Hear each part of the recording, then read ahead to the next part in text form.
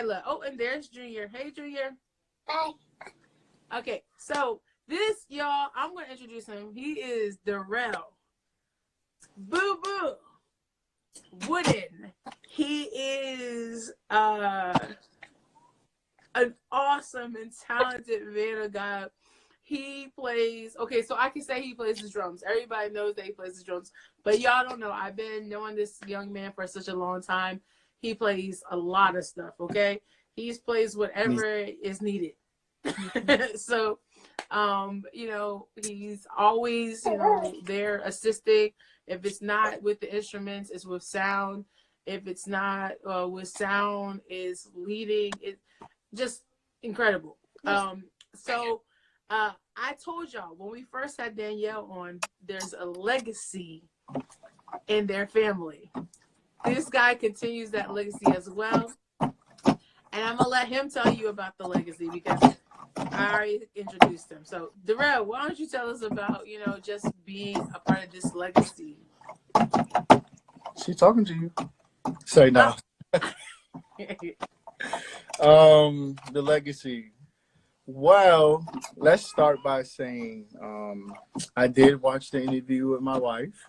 Mm-hmm. And I do happen to have a long history with quartet music. Yes, he does. Not only quartet. Yes, it's in my blood. I do play other music, but quartet is, you can't, I mean, you just can't go wrong with a nice old school drive. I mean, woo.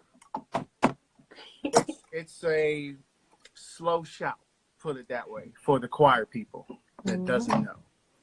But most choir people, not most, but some choir people do not like quartet. It's the battles of the bands. I don't know. But anyways, Derrell Wooden, BooBoo Wooden, as some people know. The legacy, I started one right here with this guy right here.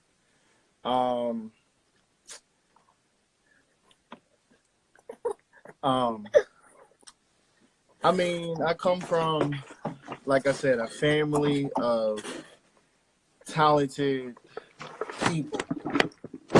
Yes, very much so.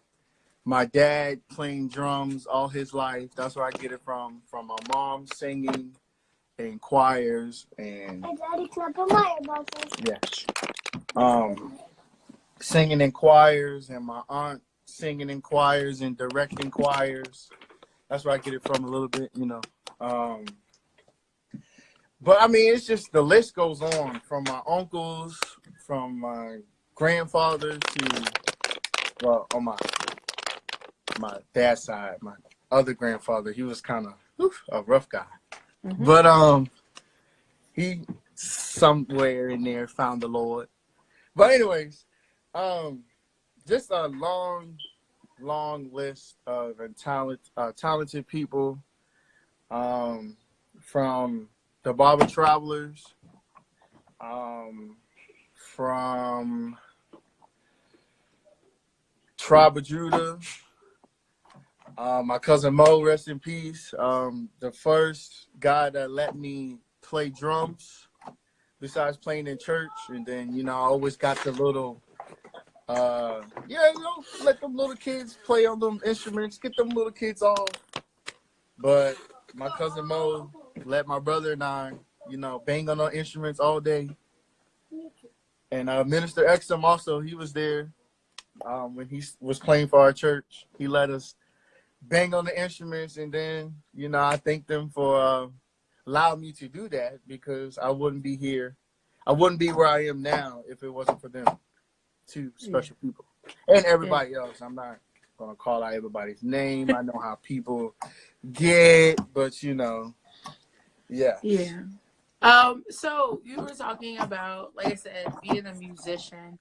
How important has it been to be a musician and have a relationship with God?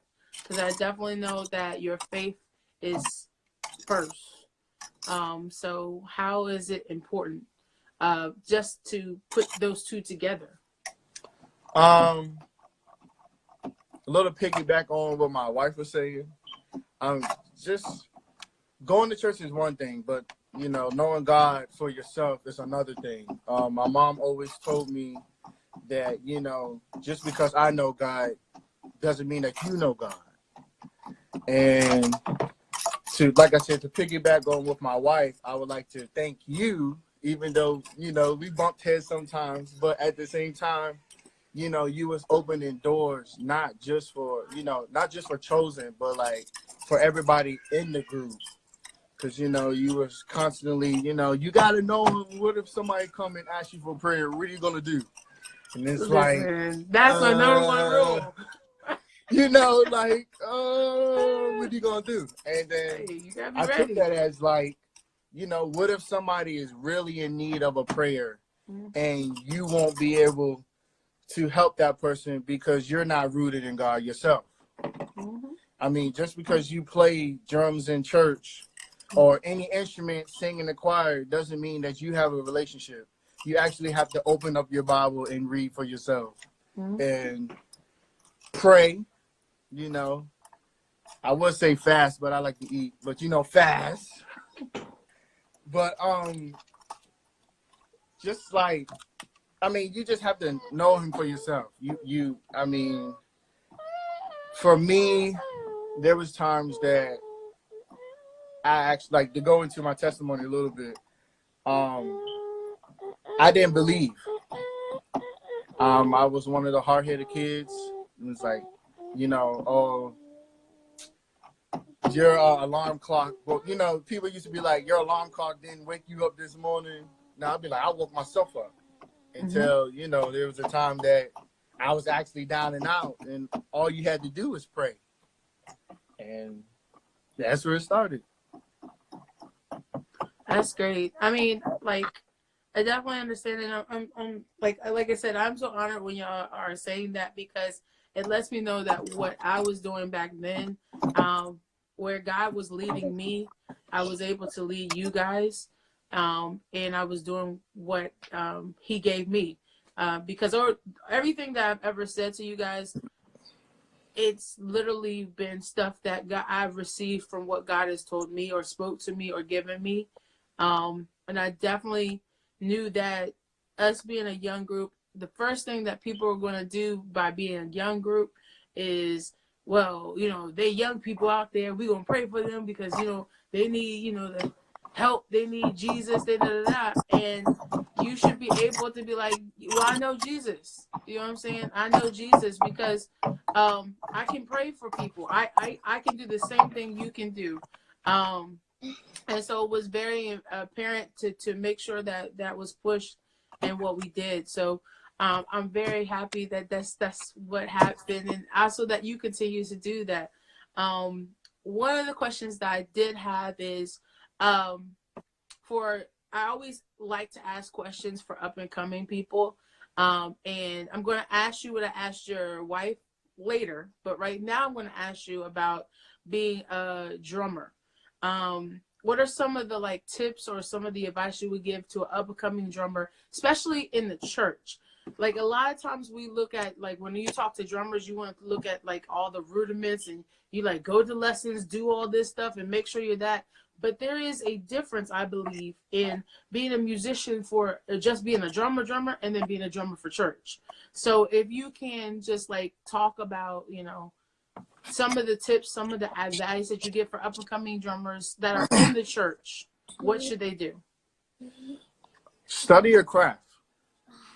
Study. I would say growing up, I wasn't the drummer. I just wanted to play drums. Get on the drum. They're like, oh, he knows how to get on the drums. But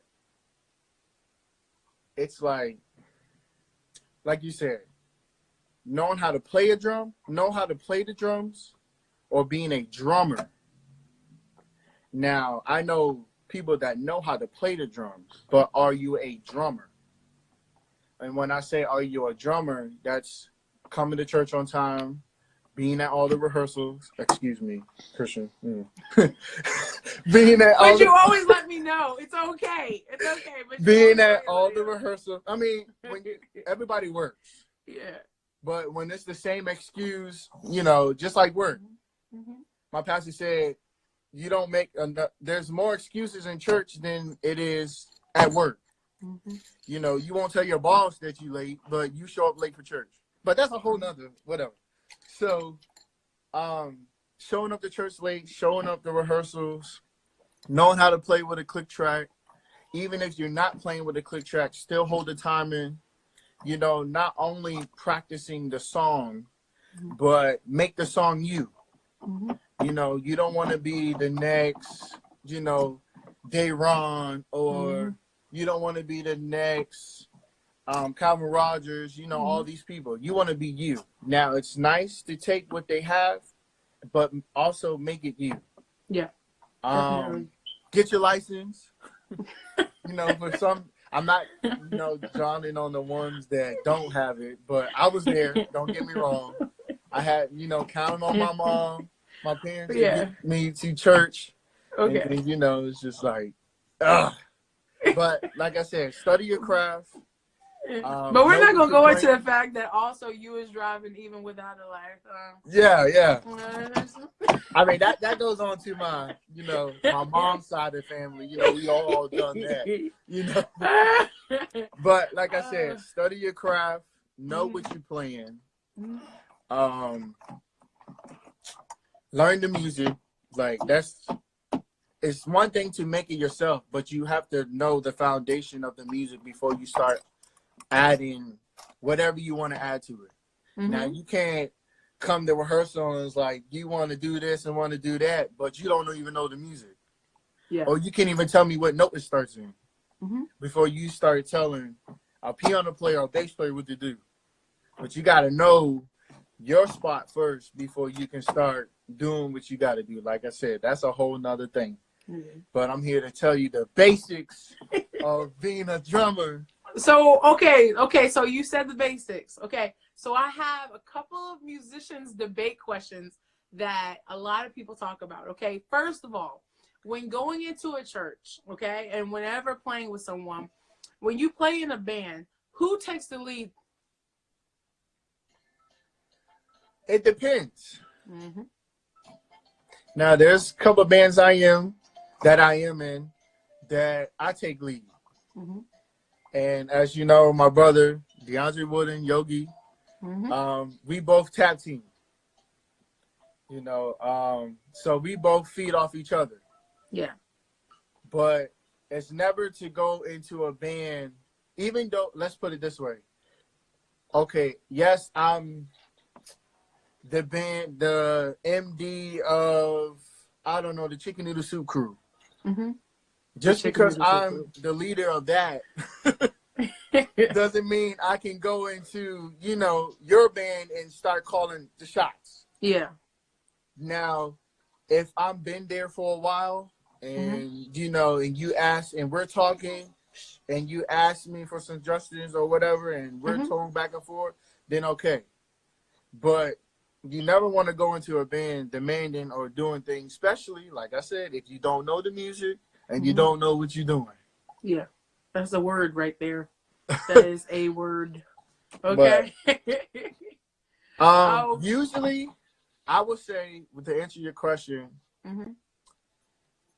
I would say vote on it. But usually it is the person that been there the longest. So I have a question on that, okay? Okay. So if you've been there the longest, okay, how do you as a musician, if you're coming into something and say you guys have been playing like as a group for like many years, how as a younger musician and as a newer musician, how do you insert yourself into helping develop the sound of a band? Doing your part. Like I said, if they open up the floor, I mean, every band is different. You know, you got some bands that people is just, this is what I want you to do. This is how you're going to play. I need you to use these sticks and these cymbals. Trust me, I've been in bands like that. And it's just like, well, you're the drummer, you're the whatever instrument you're playing, but you're telling me how to play drums. Now, you can take that and deal with it, or you can not deal with it. But half of the time, just like, like I said, if they open up the floor and they're like, do you have any ideas? Let's work together. Or even after practice, depending on, how your director or whoever is in charge. If, hey, I have an idea. Now, like I said, some people shoot it down. That's up to you to stay if you want to stay. But some people is just, in controlling. So one thing that I love about you, that I think, to me, when I look at a drummer, the things that I look for in a drummer, there's one special thing that I always look for in a drum. This is how I know a drummer is like a true drummer, not a real drummer. When they're able to go in and engage what kind of audience they're playing for. And what I mean by that is, if you come in and there's a lot of older people in the church, or just the tone of the church calls for like maybe a soft, hand on the drums, then if you can play a whole song with a soft, like, touch to it and not add a whole bunch of stuff so it sounds really loud, you know what I'm saying? Or even just like pick and choose, then then for me as a keyboard player and as like an MD sometimes, I say, well, then you're the kind of drummer I want. How do you feel about, like, is that true? Like, you know what I'm saying? Coming from the drummers, like, you know what I'm saying, perspective, that most of the time a good drummer will know how to engage in understanding what kind of audience they're playing for. Yes. That comes into, do you know how to play drums, or are you a drummer? Now, if like you said, there's a bunch of older people and I'm not in a cage and, we're doing a bunch of hymns, then you need to adjust to your audience, just like singers. If you're singing a song and not one person is tapping their foot or standing up, you need to go to the next song. Just like drummers. If you're playing and people holding their ears, you need to adjust. Yeah. Now, I'm not going, go crazy. Not go crazy, but I'm not going to go on anybody.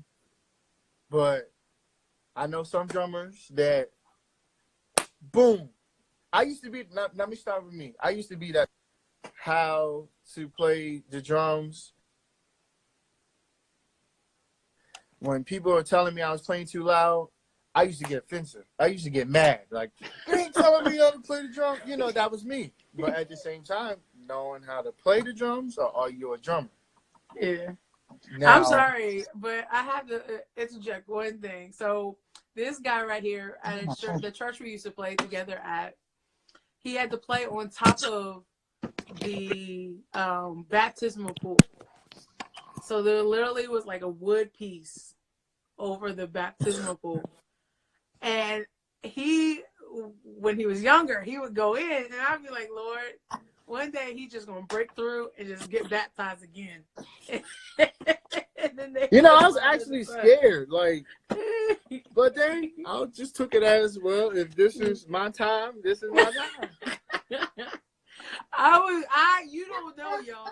He would be playing and I'm like, oh, I said, Lord, please don't let him fall into this baptismal pool, because there's a thin layer between him and going into this pool. You know what I'm saying? It was an empty pool, so he wouldn't have been in water, but still, like I said, it wouldn't have broken my fall. So if we kept the water in there, it would have been all right. But then they didn't keep the water in there, so if I would have fell through, he would have been just in the pool. It's kind of it. So I asked your wife this same question. I want to ask you this question. How does it feel to raise the next generation? Like you were saying before, you're raising the next generation, and we all know that Junior is like, I think like every time I see him, he is just a product of, I understand it's you. You know what I'm saying? Like I see him and I'm like, that's Derrell. That's little Derrell. He is on the drums. It's the way he holds the sticks, the way he does all that stuff. How does it feel to raise up the next generation? I mean, what are some things that you try to make sure that you do to ensure that he is learning the stuff that you've learned?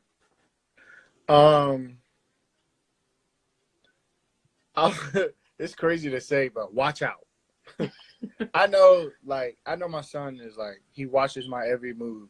I mean, to what I'm wearing, to what I say, to what I'm listening to, how I talk, it's just, I can wear my Tim boots, my boots, and he wants to wear his boots. And I'm like, well, I'm going to work. He's like, well, I'm going to work too. And I'm like, okay.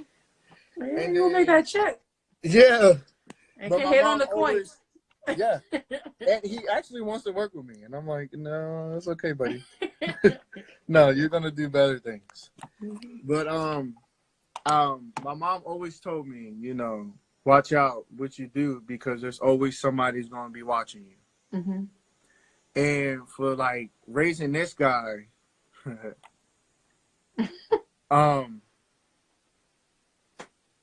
to be honest, it's a little challenging because in the world that, well, I can't say, well, you're a little older than us, but in the world, I can't stand y'all. This is what he does to me and has done ever since he was young. Now, mind you, I met him when he was like in the 10, 11-year-old age, and this is how he is.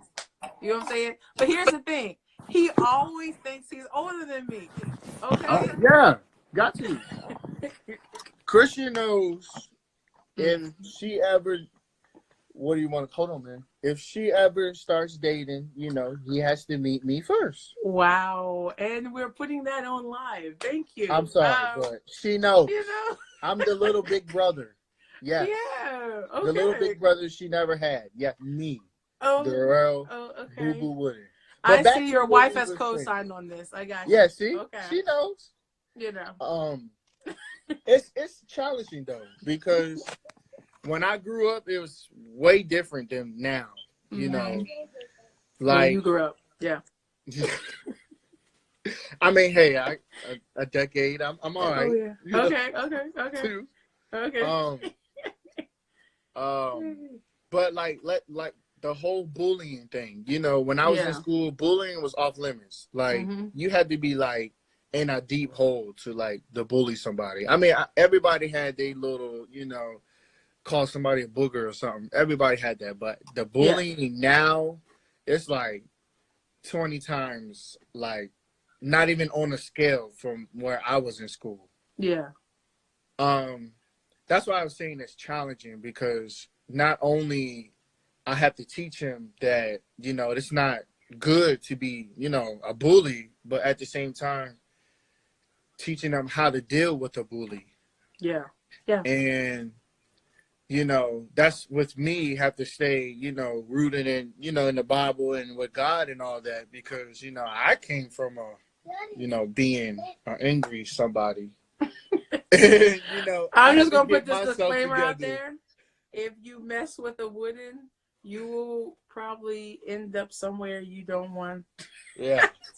But see, that's why, I thank the Lord, because he came in my life, not one time, not two times, a couple of times, Yes. But, he saved my soul once again. B flat, thank you. Oh, wow. But, okay. But, you know what? You just transitioned to what I wanted to talk about with you as well. So, being a Christian during this time, like in this decade, do you find that it's easier or harder to be a Christian, especially because you're like millennial Christian? I don't want to say it's easy or hard. It's, I mean, I believe that every kid that was in church will always find their way home. That's good. That's good. I know I was in church all my life, and I told my mom, soon I turned 18, I'm never going back to church. Mm. But then I started playing drums in church, and they started paying me. So I'm like, oh. God caught you. So I'm like, but even that though, I even know, with but the see, money situation, if but you but going to, but God caught you. You know what I'm yeah, saying? Because at that time, you had to be enticed by something. You know what I'm that's saying? it. And once you got in there, I know it was an influence, right? Because then you Yes. start saying, hey, maybe I need to take this thing for real. Oh You know what yeah. I'm saying? I think one of the most proudest things that I've ever I've witnessed with you, and there's many of them. Probably I'll give you my top three because I y'all don't know, I've known Derrell for such a long time. But the first time probably was that when you went up to get baptized. You know what I'm saying? You was there? I was there for that, man. Not the first time. I'm talking about upper room. No, that was my first time. Okay, yeah. So there you go. So the first time, yeah, that he got baptized, and just sitting down and asking you about it and you talking about it, because I don't know, like so when we used to work together every Sunday, I think we spent a lot of times there at the church on Saturdays and Sundays, and we would go out to eat. It would be him, me, his brother, Yogi. And during those times we would talk about a lot of stuff, but I remember him talking about the reasoning behind why he was getting baptized, and how he had understood why he was getting, now he had understood why you got baptized, and why he was getting baptized. And for me, just to hear him say that and the reasoning behind it, I was like, man, that guy's pretty deep. You know what I'm saying? Just because you were the age you were, you know what I'm saying? But to come to that realization that you're like, okay, no, this is going to be real for me. You know what I'm saying? That was very proud. The second probably the second time was when we did the event at Great Little Zion, and you stood before everybody and you were telling, you just went in. Let's be honest. You just went in, but you were talking about wanting to be a better husband, a better son, and I like the breakdown. I still have that. I have that clip somewhere, but I'll send it to you if you want to have it. But I have it on video. And when you started talking about just being a better man, you know what I'm saying? A better man of God. It wasn't that you were like, I want to be a better man. No, you were saying, I want to be a better man of God. I want to honor my family. I want to honor my parents. I want to honor, my wife. I want to honor my future children. You was going in, but it was stuff that needed to be said. And I was like, there you go, God. A second time where see, this is the thing. Derrell has this, I guess what I love about Derrell is Derrell has this ability to minister to people, and he don't know he's ministering to people. So what happens is he's ministering to the people. I'm watching and I'm like, I can see like light bulbs going off in other people. And I'm like getting excited because I'm like, see, this is what I'm talking about. And y'all don't know, he does that every time. And I always we joke about, the title of bishop and minister and stuff like that. But I'm telling y'all, when you sit down and really talk with Derrell and talk with even Khadijah, that y'all are a ministry to be reckoned with, okay? And I always say I'll be the mother of the church one day. It's okay, I'll continue. But it's always a blessing because, like I said, Derrell, and I don't get to say it enough, but keep doing what you're doing because, like I said, you minister to people, and I don't think you even know how much you do and how effective you are to a generation that may not understand God. You know what I'm saying? Whether it be like when you play the drums and you come off the drums, and I've seen you, like I said, I've seen you encourage other young musicians. You know what I'm saying? I've seen you be there for people that needed the help and needed the assistance, and just be there. I know how tremendous you were, like I said, with being a part of Chosen Royalty, because what y'all don't know is he also was a drummer for Chosen Royalty, still is a drummer for Chosen Royalty, will always be the drummer for Chosen Royalty. And the sound that you heard from Chosen Royalty back in the day, the sound, that was a created sound between myself. It was between him, between Yogi. There was many a times on Saturdays we would be working, and I would be like, listen, I got the song, I wrote it, and I did this little, and he would like, okay, we're gonna like everything, like every song. If you listen to the song Higher, and for those of y'all who have listened to the song, love the song Higher, that's the Derrell's tempo. That was Derrell's beat. You know what I'm saying? DeAndre's bass line. So, you know, they made it come to life. You know what I'm saying? So I thank you guys for that. I thank you for the times that, like I said, y'all have prayed for me and so forth, back and forth, because you guys have been tremendous, and you, especially Derrell, just your whole family. Y'all know I love y'all. I love all of y'all. Love Junior. I love Kyla. I love all of y'all. Because I know one thing that I know about you is that I could be like, look, Derrell, I need some help with this. And you'd be like, okay, what are we going to do? And that's always how you've been. So, I know I've been talking a lot, but my question, probably my last question, because I would ask you to sing, but I know you know your better half. She is sing, and I was determined to say, listen, Derrell, you gonna sing something. So Derrell, can you give us a little bit of something, just a little bit? Don't want to be a lot. You know what I'm saying? Just to make up, because you know, Kadisha, she gonna be on part 2 to sing. Can you get my tea? I don't have my tea ready. I don't have my tea. The tea. Okay. Yeah.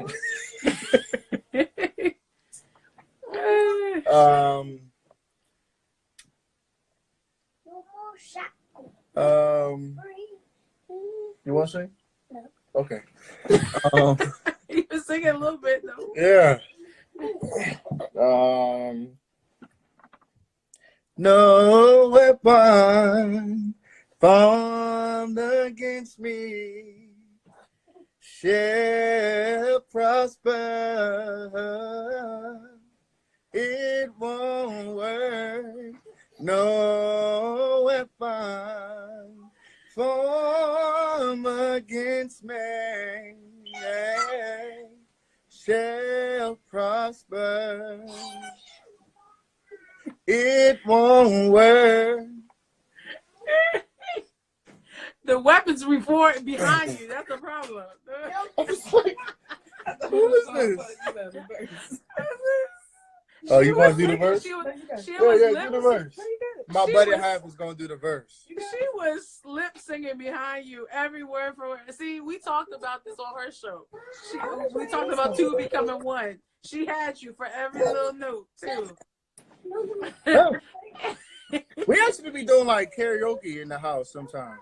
Hey, I can see y'all all a musical family. Yeah. It's a musical family, Gail. Mm-hmm. I'm telling you. But like I said, thank you for singing.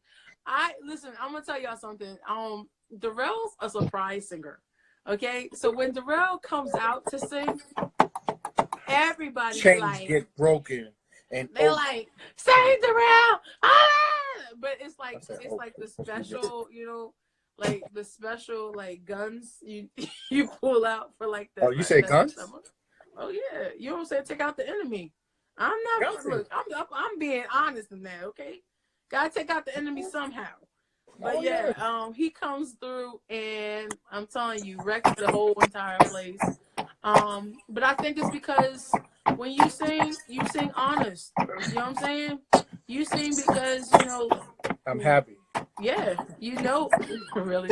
Okay, you, but where that song, the words are coming from, and you're ministering it because it's coming from a real place. And so I think that's why we need more of that. We need more people, more artists, more singers to come from a real place, because I think what's happening, and you can chime in, but I think what's happening definitely in church is you have a generation of people that don't believe in hype and fakers. You know what I'm saying? They want you to be real.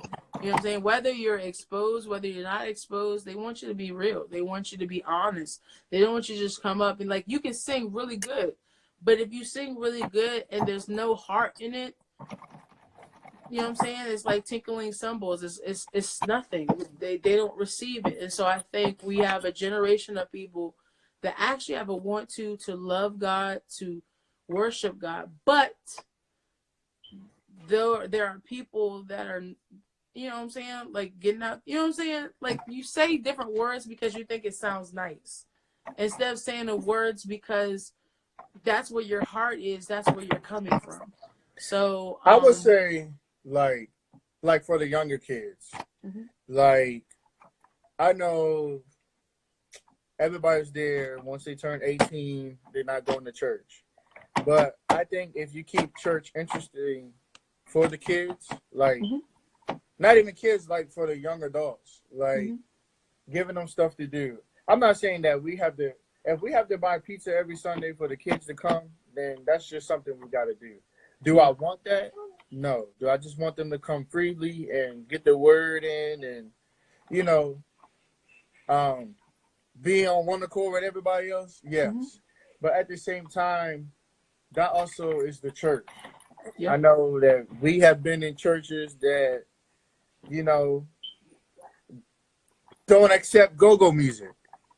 And us, because we have seen kids, we have done the GoGo music. Even though the church didn't like it, but we done it. And we weren't asked back.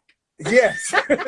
But that's what I'm saying, because they don't allow that stuff in their church. Yeah. But then they get upset that, the kids don't come to church. They don't, there's no children's choir, because they don't have anything in the church something for the kids to do.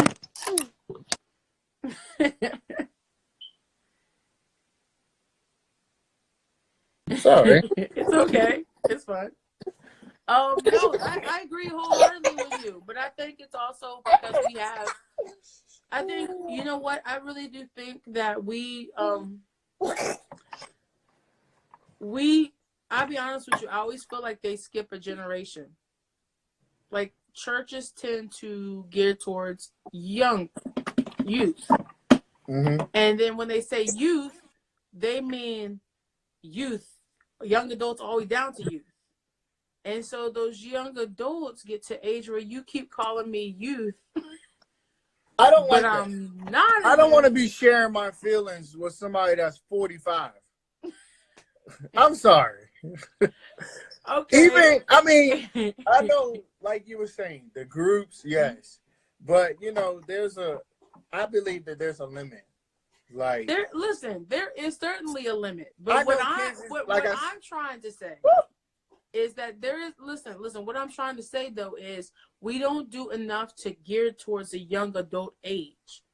Do you know what I'm saying? Like, okay, for instance, like, you and your wife's age people, I don't think there's, like, a lot being geared towards that age. And that's only my own personal opinion. And a lot of times when there is something geared towards that age, there are other people that also, how do I say it? There are other people that automatically, like, okay, so there are some people that still say, oh, well, Derrell's a young man. He's a young youth. And Derrell, you are young. Man. I'm a grown man. Do you get what I'm saying? So because you have that, like, mindset, but because you have that mindset that I'm an adult now and I can speak as an adult, you know what I'm saying? It gets, because when you say to them, I'm an adult and this is what I feel, they're like, you're a little, that, they bypass what you say. And you're like, no, I'm, you know, I'm an adult. So I Yeah, think like a lot I've of been there. times that's the like problem with churches. And like when you were saying like at 18, they're like, I don't want to come back, or I want to leave, and then they leave, and then some of them do come back, but when they come back, they're not seen as uh the now older person. They're seen as the now younger. You know what I'm saying? Like you're still the baby of the church.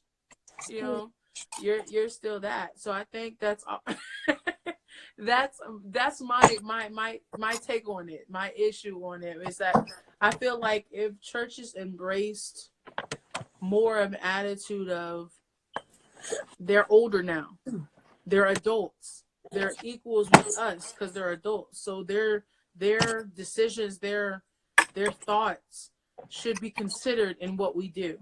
Do you know what I'm saying? And Mm-hmm. probably if they did that more, then the young adults can help bring the youth because we are so, you know what I'm saying? We're able to facilitate bringing in, you know what I'm saying? Mm-hmm. I understand. So, I'm, you know what I'm saying? I say it all the time. You want a great youth ministry? Get some great young adults. Do you know what I'm saying? And listen to what they have to say. So, that's my 2 cents, my little rants, my little soapbox. I'll step down now. I mean, no, you're right though, because I mean, you're right. Like I said, So, I don't want to be in no group, and I'm supposed to, you know, talk to somebody that's 43 years old, that got 4 kids and been to college, you know, and been all this. And then I'm just like, well, here am I, only 25, and how, not even to top it, but you already technically, you know, live my life. You know, some people want to be able to well, be I on the think same so. level. I agree with that in the sense of I think that the older should be able to talk to you and be wise, but I think that it is in specific. It has to be a specific thing. Do you know what I'm saying? Like if you're sitting down and talking to an older person because they're giving you wisdom and you're there and you're able to communicate that effectively, then I'm all so be it. Mm-hmm. It's when you're doing something like you know what I'm saying, that's like around your age kind of thing, and then someone that comes in and like, well, this is what, you know what I'm saying? Because y'all, you won't get it. Now that You you know what I'm said that, saying? it's like 50-50. Yeah. But you won't get it. Yeah. So it's like that. Like even in my time, like I realized that so here's the thing, y'all. I'm 36 years old. Okay. I'm proud to say I'm 36 years old because it's an age. Okay. I don't look it, thank God, but I'm 36 years old. And being 36, even I know my limit. You know what I'm saying? Like I know like there's a time when I should be like, hey, I'm stepping away because I don't get what y'all get. You know what I'm saying? And then there's a time when I feel like I could add to, you know, the thinking. You know what I'm saying? Like I know we've had conversations because what we used to have 2 services, and in between services we would always go to McDonald's and eat or someplace and eat. And we would have conversations and I feel like I could add to what's being said because I'm coming from an older thinking process. You know what I'm saying? Mm-hmm. So I that's always how I've always do it. But I know there's a limit. Do you know what I'm saying? There is a limit. There is, hey, you guys do it. Y'all got this. I'm gonna be there. You know what I'm saying? Sometimes like if I go to things, I'm there just to support. And as much as I can give support in any way, you know what I'm saying? Whether it's behind the scenes, you know what I'm saying, serving food or whatever, I'm going to do that. So definitely it's that kind of thing.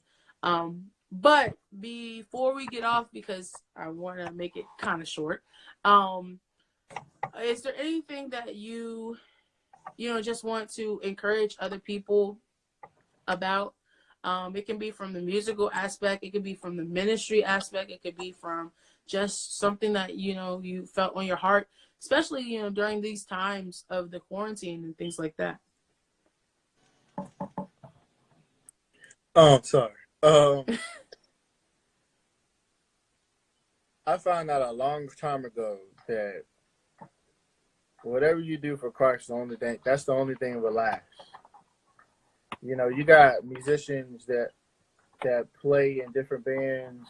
They flop back and forth. I have done it, jazz, go-go, everything. Learn your craft, like I said. Come through, see. Make sure that's exactly what you want to do. Now, you have people that play different instruments. Mm-hmm. I'm trying to learn the bass. But make sure you know your first instrument before you jump to the next one. Spiritual, you got to get in a relationship with God. I mean, why not talk or have a relationship with somebody that gave you the gift? Mm-hmm. That's good. That's a word. That's a word. You would think, even if you taught yourself, God still gave you the strength and the knowledge to get it. Mm-hmm. Some people is born with it, little bumps in here, but at the same time, you have to get it shaped. Like I said, get in a relationship with God, especially in this time. I mean, you can't always believe social media. I mean, you can't always believe your friends. You can't always, I don't want to say your parents, but, they always know best. But like my mom said, you got to know him for yourself. Yeah. I read an article one time, just to shorten it up. How can you tell by a false prophet if you don't even read your Bible yourself? You can't. So, and that's, honestly, I was that person. Anybody say something, you could be like, the sky is green. Even though I'm looking at it and it's blue, I still believe you. Mm-hmm. That's because from going on, I didn't know for myself. Yeah. So you have to know for yourself. I mean, I know we fall, we might get cut, but trouble don't always last. You know what I mean? You might have that one person that can guide you, but at the same time, you have to know for yourself. Yeah. Definitely. You got to. Definitely. I mean, yeah. You said a whole mouthful. I told y'all, he is that kind of person. He is always got a word for someone. He's always encouraging people. He's always ministering to people because he comes from a sincere place about it. He goes through it, and then he tells you about how he went through it. And that, to me, is the sign of just a good man of God. Someone that goes through, because it's almost like how the Bible is written. The Bible has parables in it, and the parables are to teach us how to get past this or how to grow from that. Derrell has this ability, like I said, to be able to talk about how God has took him from here to there, and it encourages other people. So, like I said, I can't wait for that first sermon, y'all. It's gonna be off the hizzy. Because you know what I'm saying? He's a determined person. He really is. I mean, here's the thing, and then this is the last bit of the real talk. So I said 3 things, right? 3 things that I said that because I've known him for a long time. 3 things. The first thing was when he got baptized. The second thing was when he declared that he wanted to be a better man of God. The third thing that makes me so proud is the fact that Derrell is someone who believes wholeheartedly in God and then trusts him so much because he believes stuff already. And what I mean by that is this. So what y'all don't know is one day we were driving to a gig and Derrell was in the car. It was him and Yogi. and we were talking about our futures. And Derrell said his future, that his plan was to be married by so-and-so. And when I get married, I'm going to have this, be working, and I'm going to be doing this, and I'm going to be working on my doing and start my own business with sound. He said every single thing that he wanted to do. And let me tell y'all, I stand in the car. Okay, so this is the thing. Let me tell you, today is 2020, and Derrell has accomplished every little thing he said in that car.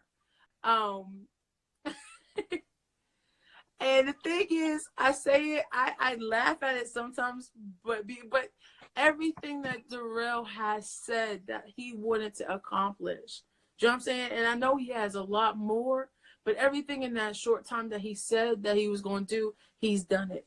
And this is the thing. That's how I know that my God is so real, because if you honor him, he will preserve you. And that's what I see. He is honoring God with his whole entire life, and he has preserved him and allowed him to have the things that his heart desired.